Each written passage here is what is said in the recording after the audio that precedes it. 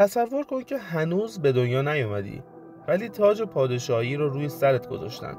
شاپور دوم ساسانی اینطوری به دنیا اومد. چطور ممکنه؟ و این پادشاه جوان چطور تونست طولانی ترین سلطنت تاریخ ایران رو رقم بزنه؟ با ما باش تا راز این داستان رو با هم بفهمیم. فکرشو بکن، تو هنوز به دنیا نیومدی ولی بزرگان دربار دور هم جمع شدن، یک تاج بزرگ رو گرفتن و گذاشتن روی شکم مادرت. این دقیقاً اتفاقیه که برای شاپور دوم جوانترین پادشاه تاریخ ایران افتاد. چرا اونقدر عجله داشتن که حتی منتظر تولدش نموندن؟ اوضاع ایران اونقدر بحرانی بود که این کار عجیب و غیر منتظره رو انجام دادن. داستان چیه؟ چرا باید یه بچه‌ای که هنوز به دنیا نیامده رو پادشاه کنن؟ اگه میخوای بدونی این داستان از کجا شروع شد و چطور به یکی از طولانی ترین سلطنت‌های تاریخ تبدیل شد، با من همراه باش. وقتی شاپور دوم بزرگ شد، هیچ کس فکر نمی‌کرد اون پسر جوان بتونه امپراتوری عظیم ساسانی رو از نو بسازه. ولی شاپور خیلی زود دست به کار شد.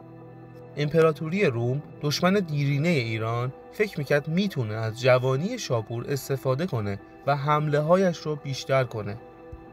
اما شاپور کاری کرد که هیچ کس انتظارش رو نداشت.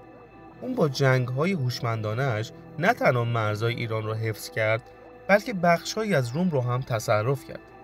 تصور کن یک پادشاه که هنوز به سن بلوغ نرسیده بود، امپراتوری روم رو به زانو درآورد.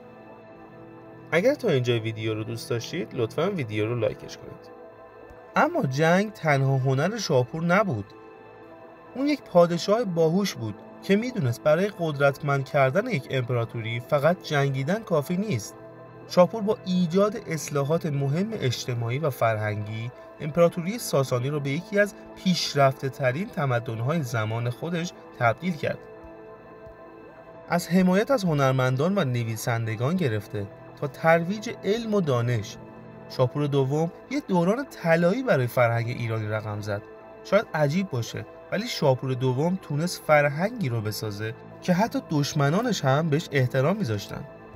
اما بعد از 70 سال سلطنت، شاپور دوم در اوج قدرت از دنیا رفت. اما اون فقط یک پادشاه معمولی نبود که به جنگ و حکومت علاقه داشته باشه. او یک معمار فرهنگ و تاریخ ایران بود. تا امروز آثار دوران شاپور دوم هنوز هم در گوشه و کنار ایران دیده میشه. شاپور نه تنها دشمنان ایران رو شکست داد، بلکه فرهنگی رو پایه‌گذاری کرد که تا قرنها باقی موند. اما میراث شاپور دوم فقط به ایران محدود نشد. او با ایجاد روابط دیپلماتیک با دیگر ملت‌ها، ایران را به یک بازیگر جهانی تبدیل کرد. این روابط باعث شد که فرهنگ ایران به دیگر نقاط جهان نیز صادر بشه. هنوز هم آثار و شواهدی از تأثیرات فرهنگی ایران در کشورهای دیگر دیده میشه که همه از دوران شاپور دوم آغاز شده. همچنین او با به وجود آوردن یک سیستم حکومتی کارآمد بسیاری از مشکلات داخلی ایران را حل کرد. اصلاحات او در زمینه مالیات، دادگستری و حکومت محلی باعث شد تا نظم و امنیت بیشتری در کشور برقرار بشه. فکر میکنه اگه شاپور دوم زنده بود، امروز ایران چه شکلی بود؟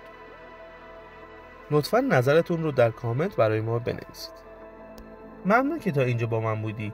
امیدوارم از این داستان عجیب و جذاب درباره شاپور دوم لذت برده باشید. در ویدیو بعدی در رابطه با گرانترین کتاب دنیا صحبت خواهیم کرد. اگر دوست دارید اون ویدیو رو هم ببینید، یادتون نره که حتما کانال ما رو دنبال کنید.